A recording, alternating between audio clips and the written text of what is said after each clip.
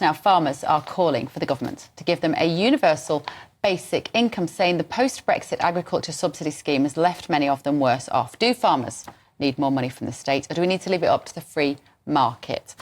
Kelvin, where do you stand on this? I'm never in favour of a kind of guaranteed income. Yeah. And if I was going to give anybody a guaranteed income, I'd probably give it. You probably have to start thinking about Uber drivers as well. I'm not in favour of that.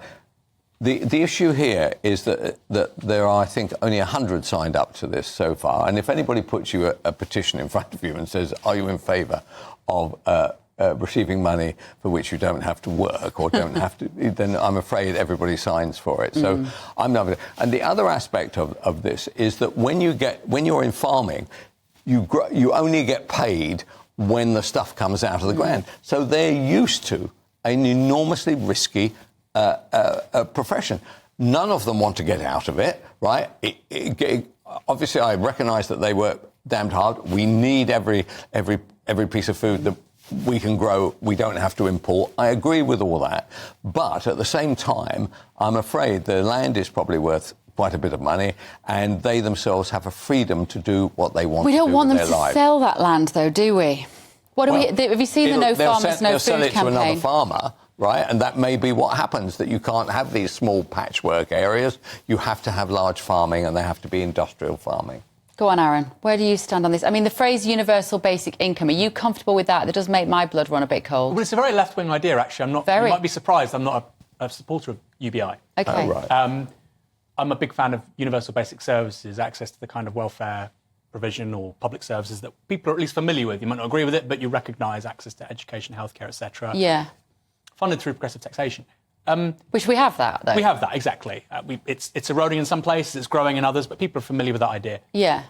In terms of this, where I disagree is that people aren't leaving farming, but what's really interesting, if you speak to farmers, you speak to their kids, the children don't want to do it. I mean, I know somebody who's the son of farmers. They will absolutely not take over that business because the returns are low, it's hard work, and the risk thing is such an important variable here. We never think about it, the rest of us, the rest of the world. If you speak to somebody like an Italian wine grower, they might have vines in Tuscany, you think, what a wonderful life. Wonderful. They're constantly panicking about the weather. It's not going to rain this week, it's going to be too hot that week, and they're constantly on edge, they're constantly anxious. Very difficult game, not much money. And I think just from a perspective of food security, I don't know if I agree with this idea. I'm certainly open to it. And I think we should be growing as much food as possible. If this helps us get there, if it's value for money, I'm all for it.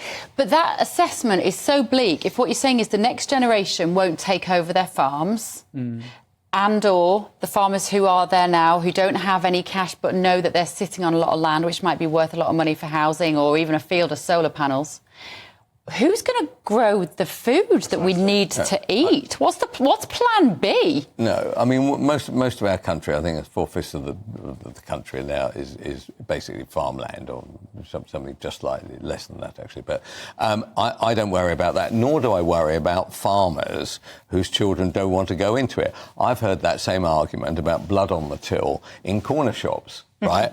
And actually, there are as many corner shops today, if they can thrive anyway, as there ever were. So, look, I do agree that the two words which will worry our country are food security. After all, having looked at Russia and the way that the Ukraine was considered the breadbasket of Europe, right? Yeah. And today, there was a kind of deal to allow this stuff to go out of the Ukraine, and the only reason they allow it is because there are starving Africans if they don't get hold of that grain. So it is a worry for ourselves, and we should do everything to encourage people to stay into farming, short of, I just don't believe that it's a good idea to pay people when we don't have to. Well, maybe, and of course we'll be talking about, this is the state will be supporting our farmers. Shouldn't it just be that the supermarkets can pay the farmers a fairer price for their produce?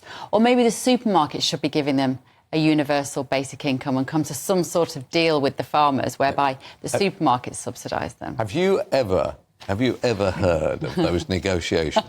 They are the Horrendous. supermarket, the guys, so people in charge of potatoes or the people in charge of this, that and that, they are vile.